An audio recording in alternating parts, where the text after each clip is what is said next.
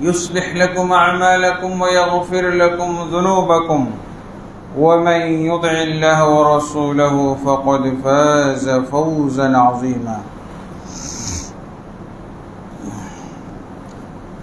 أما بعد فإن خير الحديث كتاب الله وخير الهدي هدي محمد صلى الله عليه وسلم وشر الأمور محدثاتها وكل محدثة بدعة وكل بدعة ضلالة وكل ضلالة في النار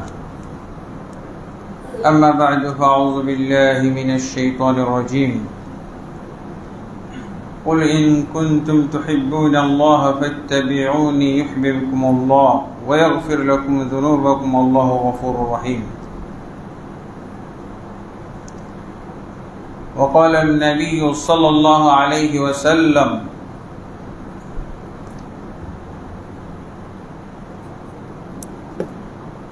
لا يؤمن أحدكم حتى أكون أحب إليه من والده وولده والناس أجمعين وقال رسول الله صلى الله عليه وسلم من أحيا سنتي فقد أحبني ومن أحبني كان معي في الجنة رواه الترمذي الحمد لله আল্লাহ তাবারক ওয়া তাআলার অসংখ্য অগণিত তারিফাত যে আল্লাহ তাবারক ওয়া তাআলা আমাদেরকে হেফাজতে রেখেছেন, বিভিন্ন বিপদ আপদ থেকে হেফাজতে রেখে দ্বীনের উপরে আল্লাহ আমাদেরকে থাকার তৌফিক দান করেছেন। আলহামদুলিল্লাহ রাব্বিল আলামিন। নবী মুহাম্মদুর রাসূলুল্লাহ সাল্লাল্লাহু আলাইহি ওয়াসাল্লামের প্রতি অসংখ্য অগণিত সালাত ও সালাম নাযিল হোক। আল্লাহুম্মা সাল্লি আলাইহি আল্লাহুম্মা বারিক আলাইহি আল্লাহুম্মা সাল্লিম আলাইহি। আলহামদুলিল্লাহ, খুতবা যেহেতু সমসাময়িক বিষয়ে দিতে হয়, সেজন্য আমরা সামনে রবিউল আউয়াল মাস, আজকে সফরের 28 তারিখ বা 27 তারিখ। ইনশাআল্লাহ রবিউল আউয়াল মাস কেন্দ্রিক কিছু প্রাসঙ্গিক আলোচনা করব। ওমা তৌফিক ইল্লা বিল্লাহ। নবী সাল্লাল্লাহু আলাইহি ওয়াসাল্লামকে মহব্বত করা একটা শ্রেষ্ঠ ইবাদত, একটা শ্রেষ্ঠ সৎ আমল। আর এই আমলের জন্য কোনো দিন তারিখ ধার্য করা নাই। নবী মুহাম্মদুর রাসূলুল্লাহ সাল্লাল্লাহু আলাইহি ওয়াসাল্লামকে মহব্বত করার জন্য, নবী সাল্লাল্লাহু আলাইহি ওয়াসাল্লামের প্রেম ভালোবাসা প্রকাশ করার জন্য, প্রমাণ করার জন্য কোনো দিন তারিখ মাস বছর ধার্য করা নাই। কিন্তু আমরা কি দেখি, আমাদের বাংলাদেশে বা বলা যেতে পারে বিশ্বের যে সমস্ত মুসলমান সুন্নাত বেদাত সম্পর্কে জানে না, সুন্নাত বেদাত বিষয়ে যাদের জ্ঞান নেই, তারা কি করে নবী প্রেম, নবী ভালোবাসা আরো শব্দ ব্যবহার করে নবীর ইশক, আশেকে রাসূলদের মহড়া শুরু হয়ে যাবে রবিউল আউয়াল মাস থেকে।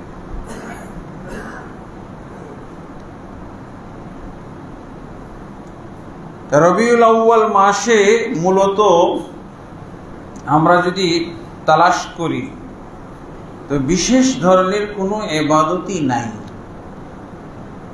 যেমন মাস ভিত্তিক কিছু ইবাদত আছে না, মুহররম মাসের ইবাদত আছে, জিলহজ মাসের ইবাদত আছে, রমজান মাসের ইবাদত আছে, শাবান মাসের ইবাদত আছে। কিন্তু রবিউল আউয়াল মাস এমন একটি মাস, এই ইবাদত বাড়তি ইবাদত শূন্য, বাড়তি ইবাদত বলে নাই, কোনো উল্লেখ নাই, কোনো গুণাক্ষরে কিছুই পাওয়া যাবে না কোরআন এবং হাদিসে। এটা এমন একটা মাস, কিন্তু এই মাসটাকে আমাদের বাংলাদেশে বা বেদাতি মহলে, বেদাতি মুসলমানদের কাছে সবচেয়ে ফজিলতপূর্ণ মাস। এই মাসের ব্যাপারে সহিহ কোরআনে বা সহিহ হাদিস থেকে গুণাক্ষর একটি শব্দ পাওয়া যাবে না। আর যা বক্তব্য দেওয়া হয় কোরআন এবং হাদিস থেকে সব 100% অবব্যাখ্যা। কোরআন থেকে যদি রবিউল আউয়াল মাসের রাসূল সাল্লাল্লাহু আলাইহি ওয়াসাল্লামের জন্মের বা জন্মদিনকে কেন্দ্র করে তারা যে ঈদের দাবি করে থাকে এবং কোরআন থেকে দলিল দিতে দেখা যায়, এগুলো সবই হলো কোরআনের কি কুফরি ব্যাখ্যা, কুফরি তাফসীর। এই শব্দটা লাগবে, অপব্যাখ্যা বললে হবে না, কুফরি ব্যাখ্যা, কোরআনের কুফরি তাফসীর। যেই তাফসীর করলে কাফির হয়ে যাবে, মুরতাদ হয়ে যাবে, মৃত্যুদণ্ড প্রযোজ্য হবে, এই ধরনের কোরআনিক ব্যাখ্যা, কোরআনের তাফসীর থেকে বাকওয়াস শোনা যায় রবিউল আউয়াল মাসের পক্ষে। যখনই আপনি কোরআনের কোনো আয়াত দিয়ে দলিল দিতে দেখবেন এটা কুফরি ব্যাখ্যা করার জন্য দলিলটা পাঠ করেছে, কুফরি ব্যাখ্যা। কোরআনের অপব্যাখ্যা করা হলো এক ধরনের কুফরি। এই কাজ করেই কিন্তু ধ্বংস হয়েছিল ইহুদি এবং খ্রিস্টানদের ধর্মগ্রন্থগুলো, তাওরাত এবং ইনজিল, অতীতের ধর্মগ্রন্থ সব কুফরি ব্যাখ্যার কারণে ধ্বংস হয়েছে, অথবা চেঞ্জ করে ফেলেছে। তারা তো আরো বেশি, কিন্তু আমাদের কোরআনের একটা অক্ষরও চেঞ্জ করতে পারবে না। কোরআনে একটা অক্ষরও কেউ চেঞ্জ করতে পারবে না, এটা আল্লাহ তাবারক ওয়া তাআলা দায়িত্ব গ্রহণ করে রেখেছে। তারপরও মুসলমানদের বিরাট একটা অংশ শিয়ারা চালিয়ে দিয়েছে। বাড়তি কমতি শিয়ারা এই বাহাদুরিটা করতে পেরেছে। শিয়ারা কি করেছে? কোরআনের সাথে আমরা যে বলি যে এক অক্ষরও কেউ কম বেশি করতে পারবে না, এই ব্যাপারে শিয়ারা বলছে যে আমরা পারি। 90 পারায় নিয়ে ঠেকাইছে কোরআনকে, বাড়াইতে বাড়াইতে বাড়াইতে 90 পারায় নিয়ে ঠেকাইছে। আলহামদুলিল্লাহ। এই জন্য রবিউল আউয়াল মাস, রবিউল আউয়াল মাসে আমরা এক কথায় কোরআন এবং সহিহ হাদিস অনুযায়ী বাড়তি কোনো আমল নেই, এক কথায় শেষ। এখন তারা যে বা নবী সাল্লাল্লাহু আলাইহি ওয়াসাল্লামকে মহব্বত করা, আমরা তো বললাম নবী সাল্লাল্লাহু আলাইহি ওয়াসাল্লামকে মহব্বত করা হলো শ্রেষ্ঠ ইবাদত। কিন্তু নবী সাল্লাল্লাহু আলাইহি ওয়াসাল্লামকে মহব্বত কিভাবে, কখন শ্রেষ্ঠ ইবাদত হবে, এটার নিয়ম জানতে হবে। পুরো নিয়ম ছাড়া কোনো কাজ হইতে পারে, ঠিক হইতে পারে? সবই ভুল। নিয়ম ছাড়া যাই করবে তাই ভুল। ওরা নিয়মের ধারে কাছেও যাবে না। কোরআনে 1 নম্বর নিয়ম হলো যে আল্লাহ তাবারক ওয়া তাআলা নবীকে যেভাবে মহব্বত করতে বলেছেন ওইভাবে কেউ যদি মহব্বত করে তাহলে নবীর মহব্বত, নবীকে ভালোবাসা ইবাদতে পরিণত হবে। সূত্র কত সহজ সূত্র, এটা একটা ইমানি সূত্র, একটা মুমিনদের যেন স্বভাবজাত সূত্র। এই সূত্র বুঝতেও কষ্ট নাই, এই সূত্র জটিল কিছু না। নবী সাল্লাল্লাহু আলাইহি ওয়াসাল্লামকে মহব্বত করতে হবে আল্লাহ যেভাবে মহব্বত করতে বলেছেন। নবী সাল্লাল্লাহু আলাইহি ওয়াসাল্লামকে, দ্বিতীয় সূত্র হলো নবী সাল্লাল্লাহু আলাইহি ওয়াসাল্লামকে মহব্বত করতে হবে নবী যেভাবে মহব্বত করতে বলেছেন। কত সহজ পানির মতো সূত্রগুলো। আর এই সূত্র ধরে যদি নবীকে মহব্বত করা হয় তাহলে এর মধ্যে কোনো ভেজাল থাকবে না। এই মহব্বত এবাদত হইতে বাধ্য, এবাদত অবশ্যই হবে। তাহলে নবী সাল্লাল্লাহু আলাইহি ওয়াসাল্লামকে মহব্বত যেভাবে আল্লাহ করতে বলেছেন, আল্লাহ কোথায় করতে বলেছেন? কোরআনে। আল্লাহ কোরআনের ভিতরে নবীকে যেভাবে মহব্বত করতে বলেছে এইভাবে করতে হবে। নবী সাল্লাল্লাহু আলাইহি ওয়াসাল্লাম তাকে মহব্বত করার যে নিয়ম বলেছেন সেটা কোথায়? হাদিসের ভিতরে, সহিহ হাদিসের ভিতরে, সুন্নাহর ভিতরে পাওয়া যায়। এইভাবে করতে হবে। আরেকটা সূত্র হলো 3 নম্বর, সেটা হলো নবী সাল্লাল্লাহু আলাইহি ওয়াসাল্লামকে সাহাবায়ে কেরাম যেভাবে মহব্বত করেছিল। নবী সাল্লাল্লাহু আলাইহি ওয়াসাল্লামের মাঝেই তো রাসূল সাল্লাল্লাহু আলাইহি ওয়াসাল্লাম ছিলেন, জীবিত ছিলেন, এবং তারা আল্লাহ রাসূল সাল্লাল্লাহু আলাইহি ওয়াসাল্লামকে জীবিত থাকা অবস্থায় মহব্বত করেছে। ওইভাবে মহব্বত করতে হবে।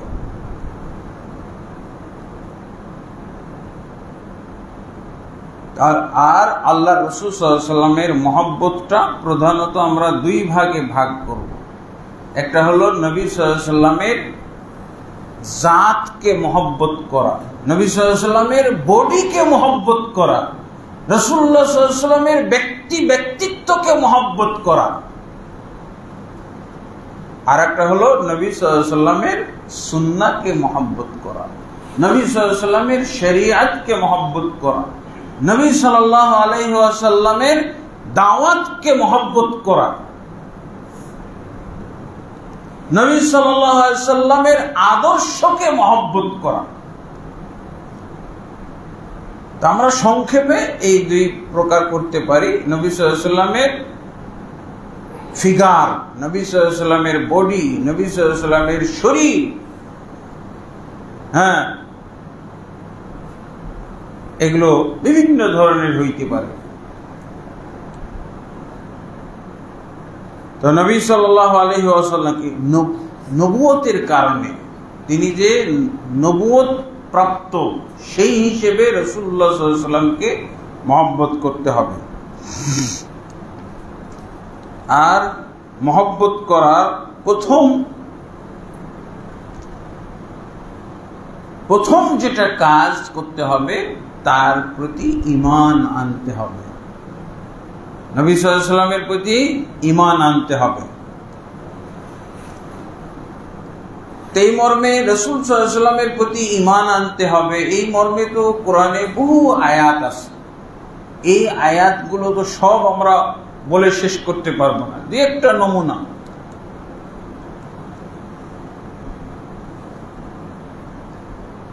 যেমন আল্লাহ তাবারক ওয়া তাআলা বলছেন, ফাআমিনু বিল্লাহি ওয়া রাসূলিহি ওয়ান নূরিল্লাযী আনজালনা।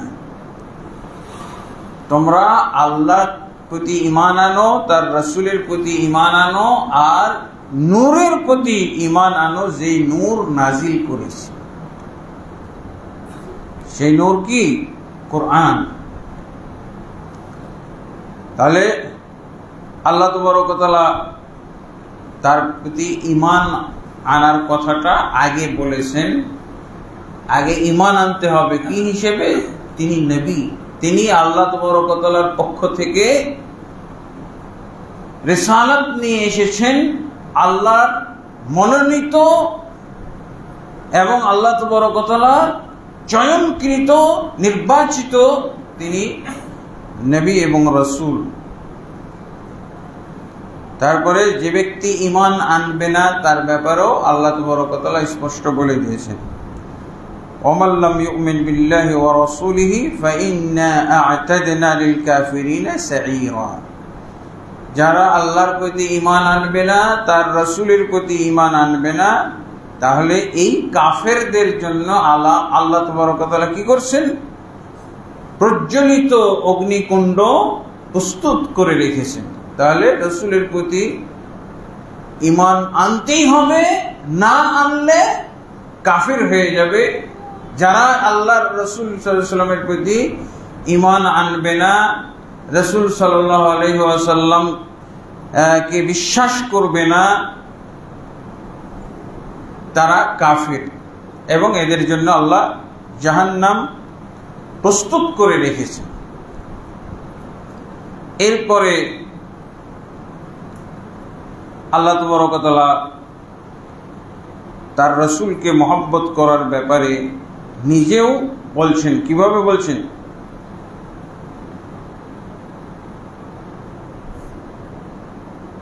উমিরতু আন উকাতিলান নাস হাত্তা ইয়াশহাদু আন লা ইলাহা ইল্লাল্লাহ ওয়া আন্নী রাসূলুল্লাহ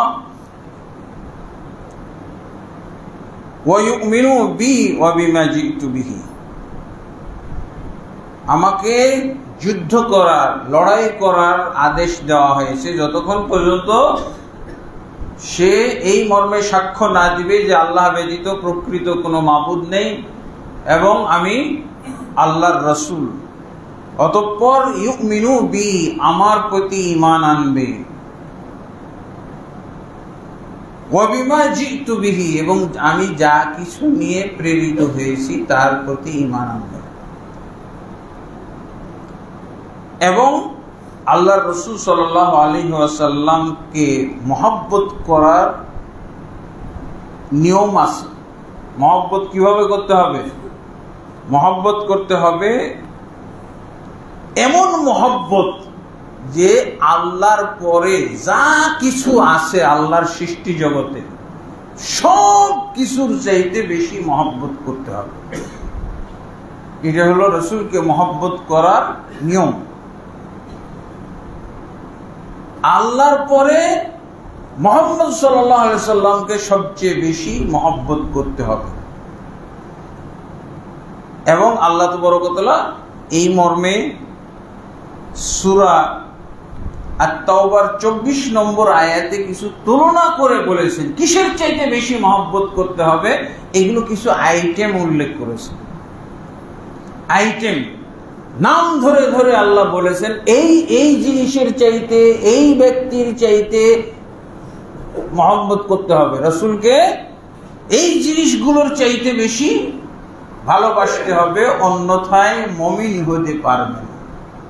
কোরআনে কি বলা হয়েছে? এই আয়াতটা খুব সুন্দর করে বোঝা দরকার। সব নবী প্রেমিকদের মুখস্থ করে নেওয়া দরকার। সূরা ফাতিহার মতো মুখস্থ করতে হবে। এটা হলো নবী প্রেমের আসল আয়াত। আল্লাহ তুলনা করে বলে দিয়েছেন। কি বলছেন? কুল ইন কানা আবাউকুম ওয়া আবনাউকুম ওয়া ইখওয়ানুকুম ওয়া আজওয়াজুকুম ওয়া আশীরাতুকুম ওয়া আমওয়ালুন ইখতারাফতুমুহা ওয়া তিজারাতুন তাখশাউনা কাসাদাহা ওয়া মাসাকিনু তারদাউনাহা আহাব্বা ইলাইকুম من الله ورسوله وجهاد في سبيله فتربصوا حتى يأتي الله بأمره। তারপরে আল্লাহ কি বলছেন? والله لا يهدي القوم الفاسقين। আয়াতের শেষে যারা নবী সাল্লাল্লাহু আলাইহি ওয়াসাল্লামকে এই জিনিসগুলোর, এই ব্যক্তিদের চাইতে বেশি ভালো না বাসবে, এদের নাম বলছে এরা মুমিন নয়, এদের নাম রাখতে হবে ফাসিক। ফাসিক ভাই, মুমিন রাখা যাবে না। আল্লাহ এটা আয়াতের শেষে বলে দিয়েছে। তো এখন শুনি, আল্লাহ বলছেন, হে মুহাম্মদ সাল্লাল্লাহু আলাইহি ওয়াসাল্লাম, আপনি জানিয়ে দেন, বলে দেন, যদি তোমাদের বাপ দাদা অথবা পিতামাতা অথবা তোমাদের সন্তান সন্ততি, ছেলে মেয়ে, ওয়া ইখওয়ানুকুম, এবং তোমাদের ভাই, ওয়া আশীরাতুকুম, এবং তোমাদের বংশের লোকেরা, জ্ঞাতি গোষ্ঠী, ওয়া আমওয়ালুন, এবং তোমাদের ধন সম্পদ যেগুলো তোমরা কামাই করেছো, উপার্জন করেছো। একজন তো উপার্জন কামাই করতে করতে 1000 কোটি টাকাও কামাই করে ফেলছে। তা আল্লাহ কি বলছেন? যদি তোমাদের এই উপার্জিত সম্পদ যা তোমরা কামাই করেছো, ওয়া তিজারাতুন, এবং তোমাদের ব্যবসা বাণিজ্য, বিশাল ব্যবসা বাণিজ্য, শত শত তার প্রতিষ্ঠান, ব্যবসা প্রতিষ্ঠান হয়ে গেছে। এই ব্যবসা বাণিজ্য, যেই ব্যবসা বাণিজ্যের কোনো ক্ষতি হোক এটা চায় না, ব্যবসা বাণিজ্যের যেন ক্ষতি না হয়। ওয়া মাসাকিনু তারদাউনাহা, এবং যে বাড়ি তোমরা তৈরি করেছো ঢাকা শহরে, গুলশানে, বাড়িধারায়, বনানীতে যে বাড়ি করেছো, কত দামি দামি বাড়ি, এই জিনিসগুলো এই ব্যক্তিরা যদি আল্লাহর চাইতে বেশি মহব্বতের হয় বা রাসূলের চাইতে বেশি মহব্বতের হয়, অথবা আল্লাহ এবং আল্লাহর রাসূলের কোন বিধানের চাইতে বেশি মহব্বতের হয়। আল্লাহ এবং আল্লাহর রাসূলের বিধান কি? এই যে সালাত পড়তে এসেছি, জুমার সালাত, এই জুমার সালাতের চাইতে যদি বেশি মহব্বতের হয়, ব্যবসা বাণিজ্য, বাড়ি ঘর, পিতামাতা, সন্তান সন্ততি, এরা যদি সব আল্লাহ এবং আল্লাহর রাসূলের চেয়ে বেশি মহব্বতের হয়, অথবা আল্লাহ এবং আল্লাহর রাসূলের কোনো বিধানের চেয়ে বেশি মহব্বতের হয়, বিধানের মধ্যে তো সব কঠিন বিধান হলো কি? জিহাদ। এই জিহাদের নামটা বলেছে। আচ্ছা, সালাতকে মহব্বত করতে পারলাম, কিন্তু কি বলছে? ওয়া জিহাদিন ফি সাবিলিহি, আল্লাহর রাস্তায় জিহাদ করা, জান বিসর্জন দেওয়া, এটাকেও যদি মহব্বত না করে, এই যে জিহাদের বিধানটা কে দিল? আল্লাহ দিয়েছে না? জিহাদের বিধান কে নিয়ে এসেছে? রাসূলুল্লাহ সাল্লাল্লাহু আলাইহি ওয়াসাল্লাম আনে নাই। অতএব এই জিহাদকেও মহব্বত করতে হবে, যেহেতু আল্লাহর পক্ষ থেকে এসেছে, যেহেতু রাসূলের পক্ষ থেকে এসেছে, এই জিহাদকেও মহব্বত করতে হবে। কিসের চাইতে? ওই যে বনানীর বাড়িটার চাইতে বেশি। এই যে আপনার এতগুলো কলকারখানা, ফ্যাক্টরি হয়ে গেছে, এই কলকারখানা, ফ্যাক্টরি সবগুলোর চাইতে বেশি মহব্বত করতে হবে জিহাদকে।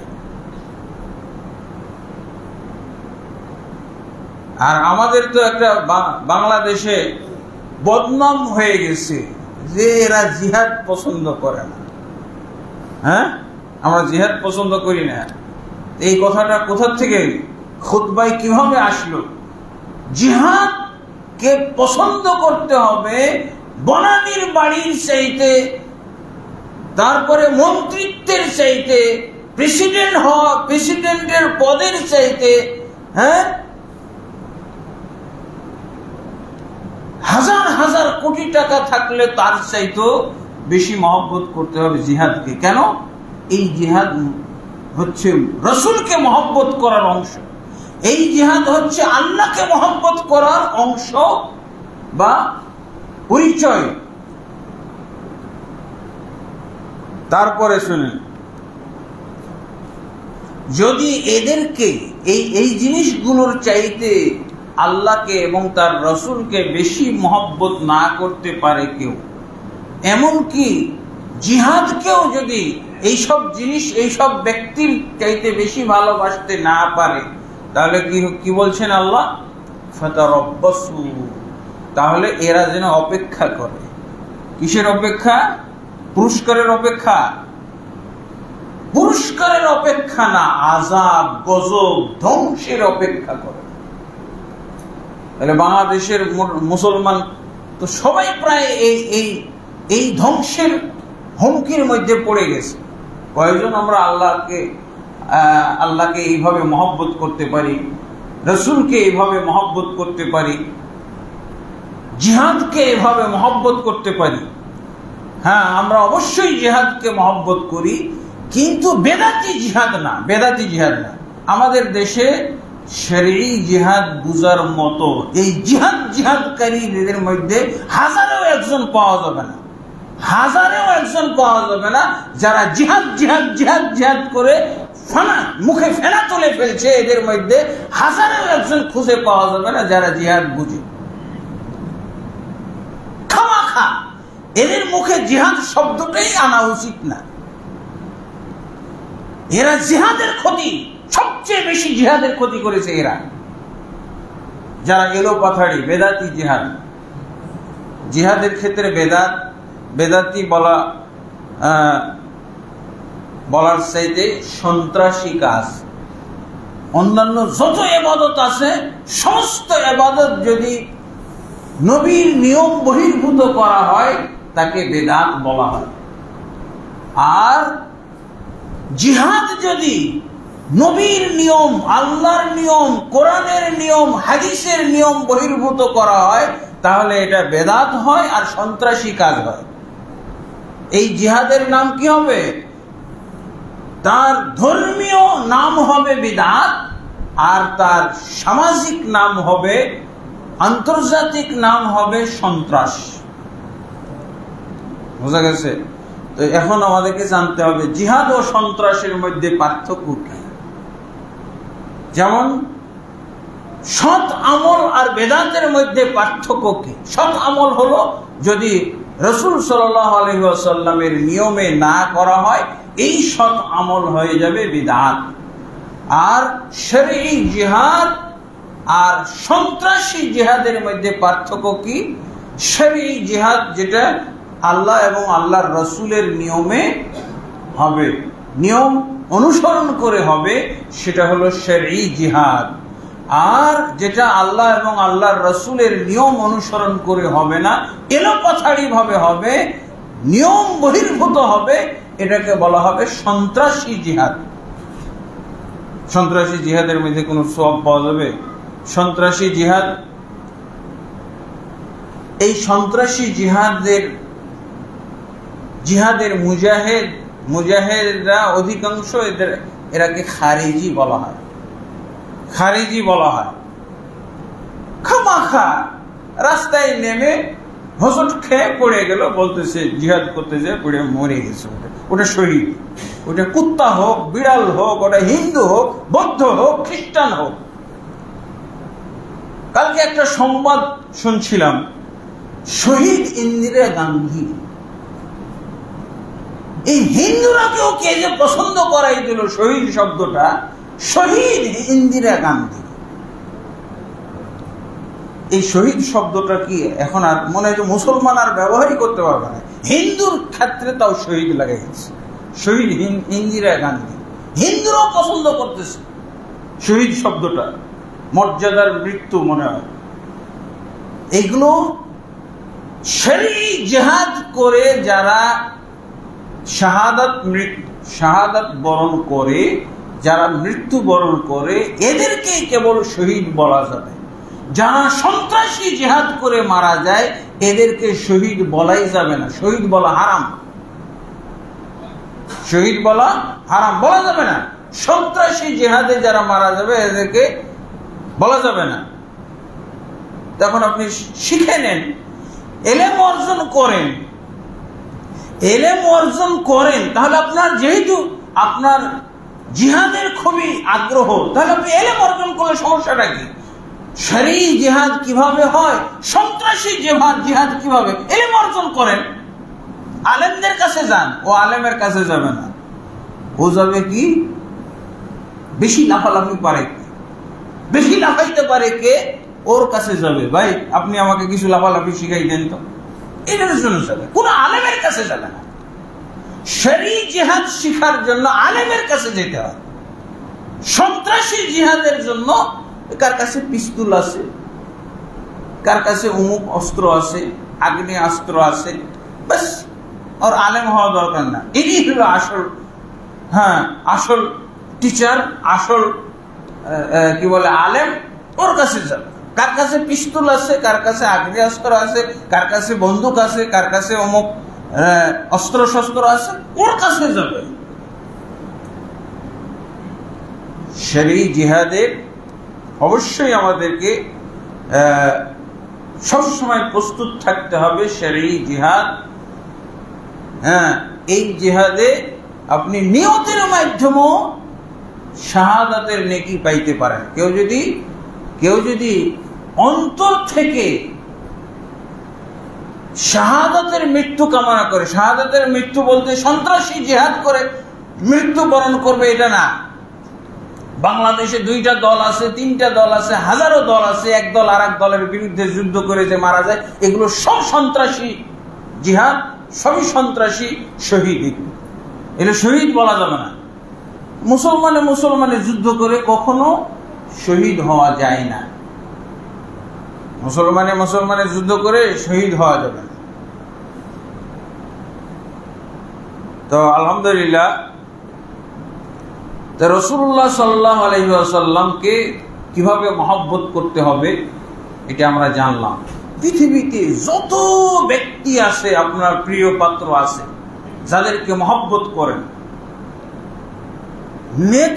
নেতাকে মহব্বত করতে যে নিজের ভাইকে মেরে ফেলায়, এগুলো মহব্বত নয়, এগুলো হলো বেদাতি মহব্বত। নেতাকে মহব্বত করে নিজের ভাইয়ের সাথে শত্রুতা।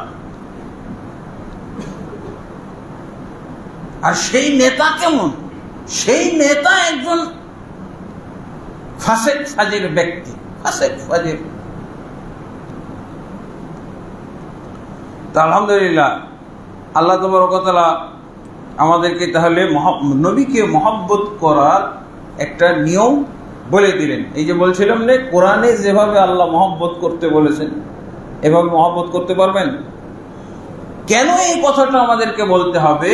কারণ আমাদের সমাজে ফুটপাত মার্কা মহব্বত আছে। নবীকে মহব্বত করো, এদের কথা হলো তুমি যদি নবীর ইশক, নবীর মহব্বত, নবীর ভালোবাসা থাকে, তুমি রাস্তায় নামো, ফুটপাতে হই হই করো, আমাদের সাথে বেশ লাগাইয়া হই হই করো। এটা নাকি নবীর প্রেমে মহব্বত। বুঝা গেছে? কত সাংঘর্ষিক। আল্লাহ যেভাবে মহব্বত করতে বলেছেন, কেন এই কথাটা আমরা বললাম? এই জন্য বললাম যে আমাদের সমাজে নবী প্রেমের যে সিস্টেমটা দেখা যায়, একেবারে নাপাক সিস্টেম। হ্যাঁ, একেবারে অপবিত্র নাপাক সিস্টেম। তারা বলবে আমাদের এখন যদি নবীকে মহব্বত করতে হয় আল্লাহ যেভাবে বলেছেন, তাহলে আপনার কি করতে হবে? আপনি কোরআন খুঁজতে শুরু করেন, আয়াতগুলো খুঁজেন, নবীকে মহব্বত করার আয়াতগুলো খুঁজেন। আরে এই যে আয়াতটা পড়লাম, 24 নম্বর আয়াত, এই আয়াতটা খালি যদি আপনি 100 বার পড়েন দিনে, আর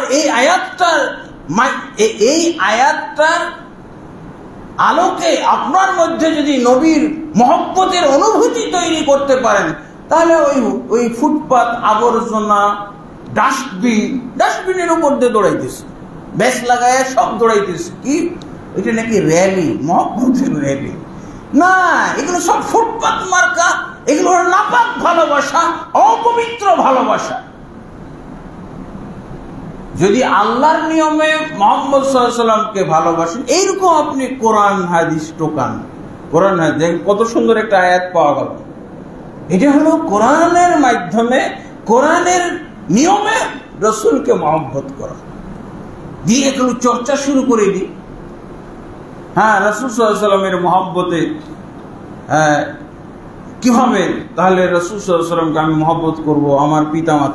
আমার পিতামাতাকে দেখা যাচ্ছে মুহাম্মদ সাল্লাল্লাহু আলাইহি ওয়াসাল্লামের আদর্শের মধ্যে নাই। ওখানে যাই,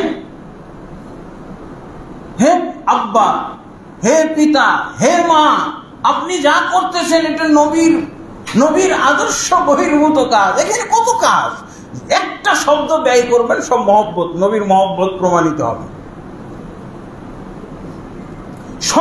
সন্তানদের ভিতরে যদি আপনি নবী প্রেমের অসুবিধা দেখেন, নবী প্রেমের কত ঘাটতি আছে সন্তানদের মধ্যে।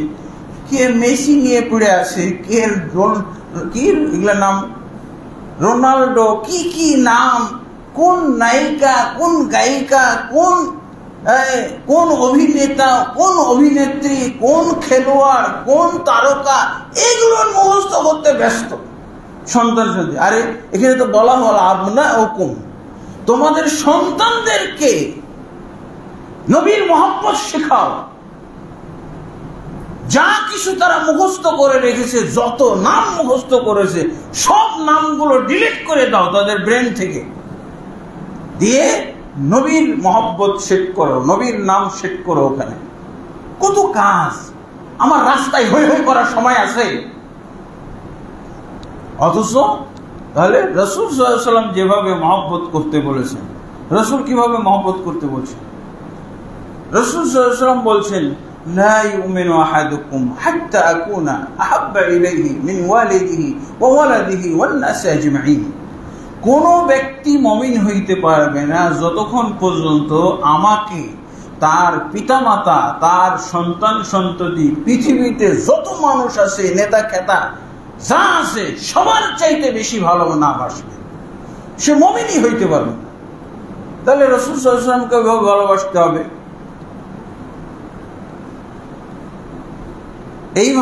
এইগুলো আমাদেরকে। তারপরে রাসূলুল্লাহ সাল্লাল্লাহু আলাইহি ওয়াসাল্লাম আরো বলছেন কি, আনা আউলা বিকুল্লি মুমিনিন মিন নাফসিহি, আমি প্রত্যেক মুমিনের চাইতে, তার নিজের আত্মার চাইতে বেশি অগ্রাধিকার যোগ্য ব্যক্তি। নিজের আত্মার চাইতে বেশি অগ্রাধিকার দিতে হবে। যখন এই যে প্রথম যে দলিলটা পড়লাম, এই দলিলটা ওমর ইবনে খাত্তাব শুনেছিলেন যে কোনো ব্যক্তি মুমিন হইতে পারবে না যতক্ষণ পর্যন্ত আমাকে, তার পিতামাতা, তার সন্তান সন্ততি এবং পৃথিবীর মধ্যে যত মানুষ আছে সবার চাইতে বেশি ভালো না বাসবে। তো ওমর ইবনে খাত্তাব রাদিয়াল্লাহু আনহু আল্লাহ রাসূল সাল্লাল্লাহু আলাইহি ওয়াসাল্লামকে বললেন, ইয়া রাসূলুল্লাহ, লা আনতা আহাব্বু ইলাইয়া মিন নাফসি, লা আনতা আহাব্বু ইলাইয়া মিন কুল্লি শাইইন ইল্লা নাফসি। হে আল্লাহ রাসূল সাল্লাল্লাহু আলাইহি ওয়াসাল্লাম, আপনাকে আমি পৃথিবীর সব ব্যক্তির চাইতে বেশি ভালোবাসি, সব জিনিসের চাইতে বেশি ভালোবাসি, ইল্লা মিন নাফসি, তবে আমার নিজের চাইতে বেশি না।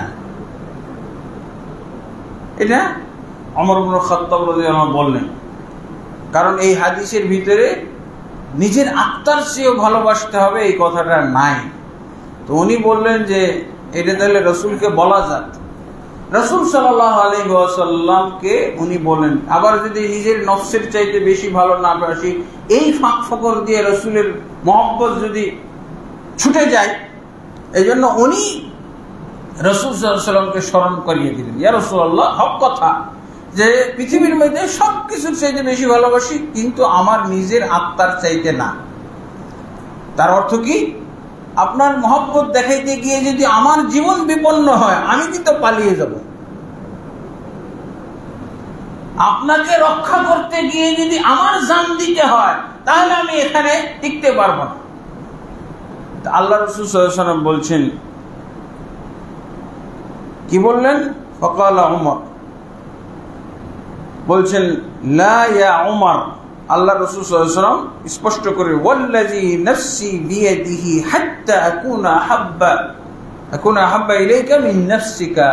ওমর, সেই জাত পাকের কসম করে বলছি, তুমি মুমিন হইতে পারবে না যতক্ষণ পর্যন্ত তোমার আত্মার চাইতেও আমাকে বেশি না ভালোবাসো। বাস, এই ফাঁক ফোকরটাও বন্ধ। এবার ওমর ইবনে খাত্তাব কি বলছেন? فإنه الآن والله لأنت أحب إلي من نفسي। ইয়া রাসূলুল্লাহ, এই কথাটা এখন বলার জন্য আমার স্ত্রীর সাথে পরামর্শ করার দরকার নাই, কোনো সময় ক্ষেপণ করছি না, আমি এই মুহূর্তে ঘোষণা দিচ্ছি, হ্যাঁ, আপনি আমার আত্মার চাইতে বেশি প্রিয়। আমি আপনাকে রক্ষার জন্য আমার জীবন বিলিয়ে দিতে পারবো, কোনো সমস্যা নাই। আল্লাহু আকবার। এবং সাহাবায়ে কেরাম তো তাই করেছেন। সাহাবায়ে কেরাম আল্লাহ রাসূল সাল্লাল্লাহু আলাইহি ওয়াসাল্লাম এই দ্বীনের কাজ করতে গিয়ে এবং এই রিসালাতের প্রচার করতে গিয়ে যে রাসূলুল্লাহ সাল্লাল্লাহু আলাইহি ওয়াসাল্লাম, রাসূল সাল্লামের উপর এমন নির্যাতন, এমন অকথ্য নির্যাতন নেমে এসেছে যে ওই যে পরকালে জাহান্নামীদেরকে মারা হবে, আবার জীবিত করা হবে, মরবে আবার জীবিত হবে, এইরকম অবস্থা। হ্যাঁ, তারপরে রাসূলুল্লাহ সাল্লাল্লাহু আলাইহি ওয়াসাল্লাম মুমিনদের অনুভূতি সম্পর্কে বলছেন যে যারা মুজাহিদ, তারা আল্লাহর কাছে মর্যাদা, জিহাদের মর্যাদা, মুজাহিদের মর্যাদা দেখার পর এত তারা জিহাদের প্রতি আকৃষ্ট হবে, আল্লাহর রাস্তায় জীবন বিলিয়ে দেওয়া, আত্মবিসর্জন দেওয়াকে এত মহব্বত করবে, এত আকর্ষণীয় বিষয় হবে যে তারা বলবে কি যে আমরা পৃথিবীতে আবার যদি আমাদেরকে পাঠাও তো আমরা আবার জিহাদ করে আবার মৃত্যুবরণ, আবার আল্লাহর রাস্তায় শহীদ হয়ে আসব, এইরকম তারা আকাঙ্ক্ষা পোষণ করবে। তো আল্লাহ রাসূল সাল্লাল্লাহু আলাইহি ওয়াসাল্লামের উপরে এমন নির্যাতন, এমন কষ্ট এসেছে, মানুষ শত্রুরা যারা আল্লাহ রাসূল সাল্লাল্লাহু আলাইহি ওয়াসাল্লামকে বুঝে নেয়, আল্লাহ রাসূলের দাওয়াতকে মূল্যায়ন করে নাই, তারা এমন নির্যাতনও করেছে রাসূলের প্রতি যে ওনার যদি 100 প্রাণও থাকতো 100টাই শেষ হয়ে যেত। এই নির্যাতন উহুদের যুদ্ধের সময় সাহাবায়ে কেরাম রাসূলকে যেভাবে মহব্বত করেছে, রাসূল সাল্লাল্লাহু আলাইহি ওয়াসাল্লামের বডিকে যেভাবে হেফাজত করেছে, সেটা মানে বিরল ঘটনা, পৃথিবীর ইতিহাসে বিরল। রাসূল সাল্লাল্লাহু আলাইহি ওয়াসাল্লামকে কাফেররা দ্বিতীয় রাউন্ড, যখন উহুদের যুদ্ধ দ্বিতীয় রাউন্ডটা তো কাফেররাই বিজয় হয়েছিল, প্রথম রাউন্ডে মুসলমানরা বিজয় হলো, দ্বিতীয় রাউন্ডে কাফেররা বিজয় হয়েছিল। তো রাসূলুল্লাহ সাল্লাল্লাহু আলাইহি ওয়াসাল্লামকে তারা কায়দায় পেয়ে যায় এক জায়গায়, কিন্তু রাসূলুল্লাহ সাল্লাল্লাহু আলাইহি ওয়াসাল্লামকে ঘিরে রেখেছিল কতজন সাহাবী? 10-12 জন সাহাবী বা আরো বেশি সাহাবী আল্লাহ রাসূল সাল্লাল্লাহু আলাইহি ওয়াসাল্লামকে ঘিরে রেখেছিল, যাতে রাসূল সাল্লাল্লাহু আলাইহি ওয়াসাল্লামের গায়ে কোনো আঘাত না লাগে, আল্লাহ রাসূলের গায়ে কোনো আঘাত না লাগে। এই যে দেখেন, নিজের নফসের চেয়ে বেশি ভালোবাসার নমুনা, এটাকে আপনারা বলতে পারেন সাহাবীরা যেভাবে ভালোবেসেছে রাসূলুল্লাহ সাল্লাল্লাহু আলাইহি ওয়াসাল্লামকে, সাহাবায়ে কেরাম যেভাবে ভালোবেসেছেন।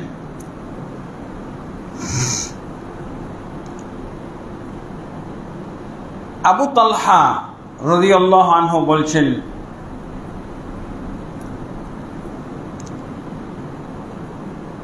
হে আল্লাহর রাসূল সাল্লাল্লাহু আলাইহি ওয়াসাল্লাম,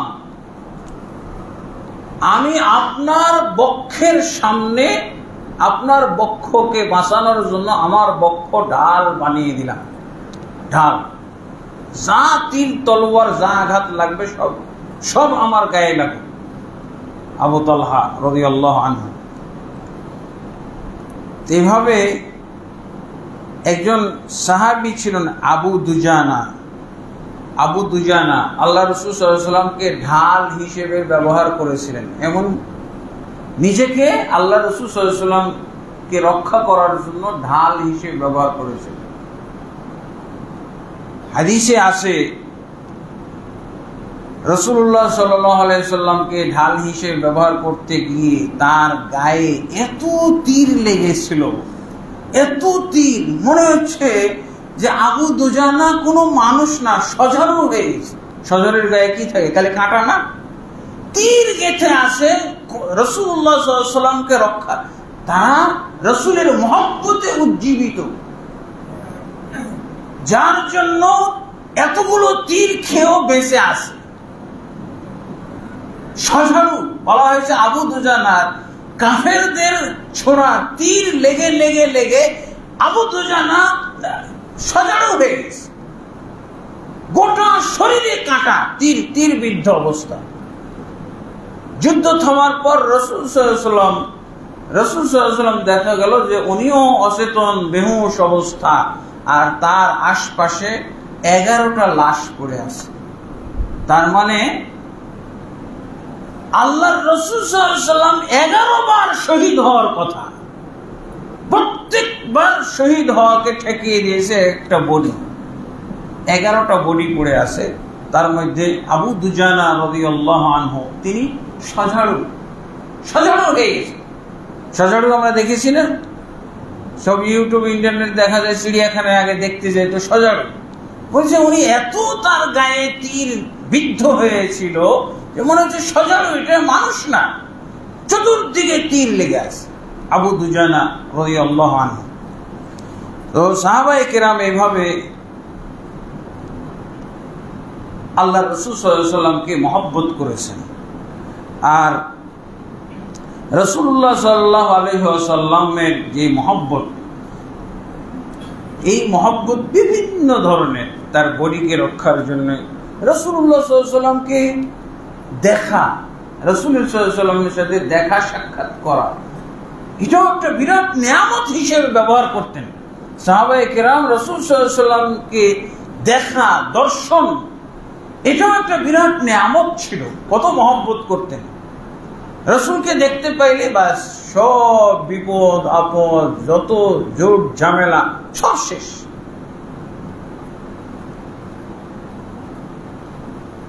উহুদের যুদ্ধের দিন অথবা বদর যুদ্ধের দিন এক মহিলার স্বামী, সন্তান সবই মারা গেছে। সে খবর পেয়েছে তোমার সব শেষ, কিছু নেই। এই মহিলা এসে বলছে যে এইগুলো আমাকে বলো না, আমার নবীর কি অবস্থা এইটা আমাকে বলো।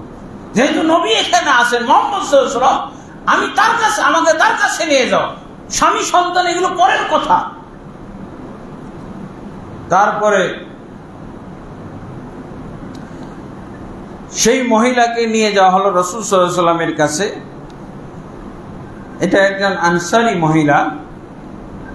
তো তারপরে সে রাসূলুল্লাহ সাল্লাল্লাহু আলাইহি ওয়াসাল্লামের কাছে গিয়ে রাসূল সাল্লাল্লাহু আলাইহি ওয়াসাল্লামের কাপড়ের একটা কর্নার এভাবে ধরে সে বলতেছে, কুল্লু মুসিবাতিন বা'দাকা জালালুন ইয়া রাসূলুল্লাহ। হে আল্লাহর রাসূল, আমার জীবনে যত মুসিবত ঘটে গেছে, এই আপনাকে জিন্দা পেয়ে আমার সব মুসিবত পানি হয়ে গেছে, কিচ্ছু মুসিবত হয়নি। আমার স্বামী মারা গেছে, কোনো আফসোস নাই, দুঃখ নাই। আমার সন্তানরা এই যুদ্ধেই মারা গেছে, আমার এতে কোনো আফসোস নাই। আপনি যখন জীবিত আছেন সব মুসিবত আমার হল হয়ে গেছে, সব মুসিবত আমার জন্য সহজ হয়ে গেছে, এগুলো কোনো মুসিবতই না আমার। একজন মহিলা সাহাবী এভাবে রাসূলুল্লাহ সাল্লাল্লাহু আলাইহি ওয়াসাল্লামকে মহব্বত করেছেন। আপনারা খুবাইব রাদিয়াল্লাহু আনহুর মহব্বতের কথা শুনেছেন, কিভাবে তাকে শুলে চড়ানোর সময় বলা হয়েছিল যে তোমাকে ছেড়ে দেব আর তোমার জায়গায় মুহাম্মদ সাল্লাল্লাহু আলাইহি সাল্লামকে আমরা শুলে দেব। তার কি কথাটা শুনুন। বলছে না, রাসূল সাল্লাল্লাহু আলাইহি ওয়াসাল্লাম ওই জায়গায় থাক, তার গায়ে একটা কাঁটা ফুটুক, আমার এই খুবাইবের জীবনের বিনিময়ে সেটাও আমি খুবাইব সহ্য করব না। আল্লাহু আকবার। শুলে চড়া অবস্থায় রাসূল সাল্লাল্লাহু আলাইহি ওয়াসাল্লামকে এখানে শুলের মঞ্চে আনা তো দূরের কথা, তিনি ওইখানে পরিবারের মধ্যে আছে, ওইখানে যদি যে বলো যে একটা কাঁটা ফুটাবো, সেটাও আমি খুবাইব আমার জীবনের বিনিময়ে আমি এটা হতে দিব না। আমার গোটা জীবন চলে যাবে, কিন্তু রাসূলের গায়ে একটা কাঁটা ফুটুক এটা আমি চাইব না। সেদিন কাফেররা বুঝেছিল যে পৃথিবীতে আর কোন এরকম নেতা নাই যাকে তার অনুসারীরা এত মহব্বত করে। এই হলো সাহাবীদের মতো করে ভালোবাসা, কোন হইচয়ের ভালোবাসা নাই। রাসূলুল্লাহ সাল্লাল্লাহু আলাইহি ওয়াসাল্লাম, তাহলে আমাদেরকে সাহাবায়ে কেরামের মতো করে ভালোবাসতে হবে। তার আগে তো আবু বকর রাদিয়াল্লাহু আনহু জানতেন যে রাসূলুল্লাহ সাল্লাল্লাহু আলাইহি ওয়াসাল্লামকে হিজরতের সময় হত্যা করলে 100 উট পুরস্কার পাওয়া যাবে। তারপরও রাসূলুল্লাহ সাল্লাল্লাহু আলাইহি ওয়াসাল্লামের সঙ্গী হয়ে গেলেন আবু বকর রাদিয়াল্লাহু আনহু সঙ্গী হইলেন। এই জীবনের ঝুঁকি হুমকি মাথায় নিয়ে রাসূল সাল্লাল্লাহু আলাইহি ওয়াসাল্লামের সঙ্গী হয়ে গেলেন আবু বকর রাদিয়াল্লাহু জানেন যে, এবং ঠিক যখন তারা বুঝতে পারলো কাফেররা যে আবু বকর নবীর সাথে গেছে, তখন 200 উট ঘোষণা করা হলো। আবু বকরকে জীবিত ধরে নিয়ে আসতে পারলে অথবা মৃত অবস্থায় ধরে নিয়ে আসতে পারলে তার জন্য 100 উট দেওয়া হবে, 200 উট পুরস্কার। হত্যা করতে জীবিত ধরে নিয়ে আসলে অথবা মৃত অবস্থায় নিয়ে আসতে পারলে তাকে 200 উট দেওয়া হবে। আবু বকরের জন্য 100 উট, ওমরের জন্য 100 উট। কে মৃত্যুর শরীক হওয়ার মতো মহব্বত কার আছে? রাসূল সাল্লাল্লাহু আলাইহি ওয়াসাল্লামের মৃত্যুর সাথেও সাহাবী, উনি মৃত্যুরও সাহাবী আবু বকর রাদিয়াল্লাহু আনহু। এবং আবু বকর রাদিয়াল্লাহু আনহু হিজরতের রাস্তায় তিনি আবু বকর রাদিয়াল্লাহু আনহু এক ব্যক্তি হয়েও তিনি 4 ব্যক্তির ভূমিকা পালন করেছেন। আবু বকর রাদিয়াল্লাহু আনহু উনি তো একা, উনি তো মনে করছেন যে আরো যদি 100 লোক রাসূল সাল্লাল্লাহু আলাইহি ওয়াসাল্লামকে হেফাজত করার জন্য থাকতো, কিন্তু রাসূল সাল্লাল্লাহু আলাইহি ওয়াসাল্লামের সাথে তো একাই আবু বকর। কিন্তু আবু বকরের গবেষণা হলো রাসূলকে রক্ষা করার জন্য আমি আবু বকর একা কি করতে পারি।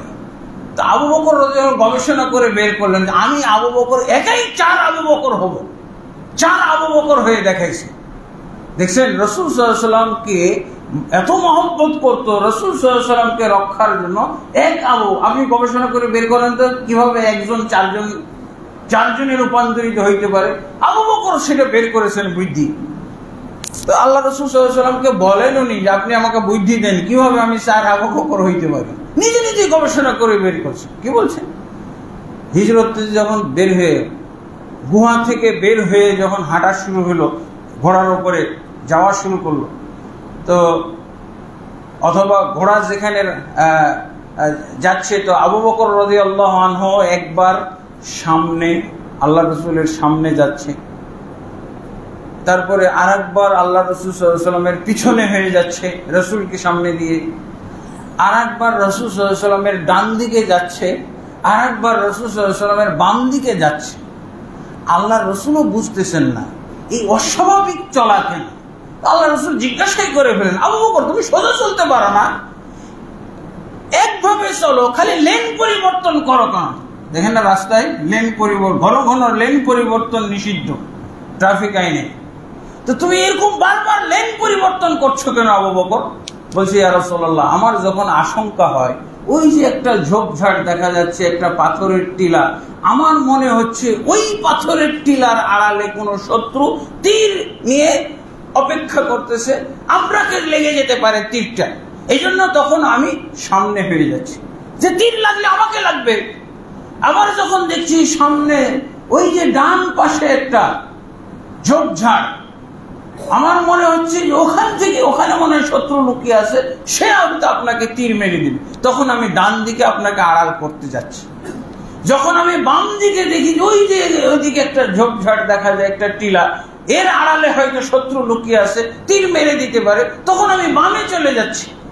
যখন আমার মনে হচ্ছে আমি খেয়াল করি নাই আরে পিছনে তো একটা ওই ঝোপঝাড় দেখা যায়, তখন আমি চট করে পিছনে চলে যাচ্ছি। এইভাবে আবু বকর রাদিয়াল্লাহু আনহু একাই সফর সঙ্গী, কিন্তু 4 আবু বকর তিনি হয়েছেন। রাসূল সাল্লাল্লাহু আলাইহি ওয়াসাল্লামকে রক্ষা করার জন্য রাসূল সাল্লাল্লাহু আলাইহি ওয়াসাল্লামকে কত মহব্বত করেন যে আবু বকর গবেষণা করে নিজেই একজন ব্যক্তি 4 আবু বকরে পরিণত হয়েছিল। আল্লাহু আকবার। এরপর তো আছে রাসূল সাল্লাল্লাহু আলাইহি ওয়াসাল্লামের সুন্নাহকে মহব্বত করা। রাসূল সাল্লাল্লাহু আলাইহি ওয়াসাল্লামের সুন্নাহ কিভাবে মহব্বত করেন? আল্লাহ রাসূল সাল্লাল্লাহু আলাইহি ওয়াসাল্লাম বলেছেন, মা আহাব্বা সুন্নতি ফাকাদ আহাব্বানি, যে আমার সুন্নতকে মহব্বত করলো সেই প্রকৃতপক্ষে আমাকে মহব্বত করলো। সুন্নত বলতে দেখো ইসলামকে মহব্বত করা, ইসলামের খুঁটিনাটি বিষয়কে মহব্বত করা। রাসূল সাল্লাল্লাহু আলাইহি ওয়াসাল্লাম কে শরীয়তকে মহব্বত করতে গিয়ে আল্লাহু আকবার, জনক সাহাবী, একজন সাহাবী তিনি কি বলছেন, ইসলামের দাওয়াত দিতে গিয়ে বলছে, তার সঙ্গী সাথীদেরকে বলছে, এই দেখো ওরা তো আমাদেরকে দাওয়াত দেওয়ার জন্য নিয়ে এসেছে, কিন্তু যদি কোনো সমস্যা হয় তো আমি আগে যাই, তোমরা পিছনে থাকো। রিস্কি অবস্থায় রাসূল সাল্লাল্লাহু আলাইহি ওয়াসাল্লামের দ্বীনের দাওয়াত, তোমরা 10-20 জন পিছনে থাকো, তোমরা খালি চোখ কান খোলা রাখো, আর আমি ওদের মধ্যে যাই, কি জানি কোন ষড়যন্ত্র থাকতে পারে, তারা কি বলে নিয়ে এসেছে, সত্য তাদের কথা সত্যতা দেখে আমি তোমাদেরকে ডাকবো। তো সাহাবী তাদের মাঝে ইসলামের দাওয়াত শুরু করেছেন, বক্তব্য দেওয়া শুরু করেছেন। আর এর মধ্যে পিছন দিক থেকে একজন তাকে বর্ষার আঘাত, এমনভাবে বর্ষার আঘাত মেরেছে যে তার পিঠের দিক থেকে অথবা পাঁজর দিক থেকে ঢুকে অন্য পাশ দিয়ে বের হয়ে গেছে। তো সাহাবী কি বলেছিলেন ওই সময়? ফুজতু রব্বিল কাবা, রব্বুল কাবা, কাবার রবের কসম করে বলছি আমি আজকে সফল হয়ে গেলাম। এটি ছিল তার মৃত্যুর পূর্বের এই সংবাদ বা তার অভিব্যক্তি বা তার অনুভূতি ব্যক্ত করেছিলেন। এবং রাসূলুল্লাহ সাল্লাল্লাহু আলাইহি ওয়াসাল্লাম তার এই অবস্থা সম্পর্কে অবহিত করেছিলেন এবং ওহীর মাধ্যমে জানতে পেরেছিলেন। তো সাহাবায়ে কেরাম তার দ্বীনের হেফাজত করার জন্য এইভাবে প্রাণ বিসর্জন দিয়ে তারা খুশি হইতেন। এবং রাসূলুল্লাহ সাল্লাল্লাহু আলাইহি ওয়াসাল্লাম বলছেন, যে ব্যক্তি আমার সুন্নাহকে মহব্বত করবে, আমার সুন্নাহ বলতে তো গোটা ইসলাম, সুন্নাহ বলতে ফরজের বিপরীত সুন্নাহ না, সুন্নাহ বলতে রাসূল সাল্লাল্লাহু আলাইহি ওয়াসাল্লামের তরিকা, রাসূল সাল্লাল্লাহু আলাইহি ওয়াসাল্লামের পথ এবং পন্থা, সেটা হলো গোটা ইসলাম। এই ইসলাম প্রচার করতে হবে একেবারে পরিমিতভাবে, কোনো ধরনের বাড়তি কমতি, কোনো ধরনের পরিবর্ধন করে নয়, অন্যথায় ইসলাম গোটাই বেদাত হয়ে যাবে। আল্লাহ তাবারক ওয়া তাআলা আমাদেরকে রাসূলুল্লাহ সাল্লাল্লাহু আলাইহি সাল্লামের প্রকৃত মহব্বত বুঝে বাস্তবায়ন করার তৌফিক দান করুন। আল্লাহুম্মা আমিন। আস্তাগফিরুল্লাহ লি ওয়া লাকুম ওয়া লিসাইরিল মুসলিমিন ফাস্তাগফিরুহু ইন্নাহু গফুরুর রহিম।